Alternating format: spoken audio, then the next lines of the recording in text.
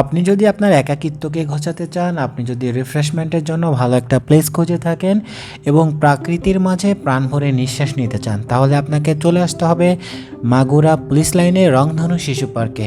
এই পার্কটি মাগুরা শহর থেকে মাত্র 2 কিলোমিটার দূরেই অবস্থিত। এইখানে দেখতে পাচ্ছেন এই পার্কটিতে যেরকম রয়েছে মনোরম পরিবেশ, পাশাপাশি এখানে টিকিটের মূল্য একদমই কম। আগে ছিল 20 টাকা, এখন এখানের প্রবেশ মূল্য 30 টাকা হয়েছে।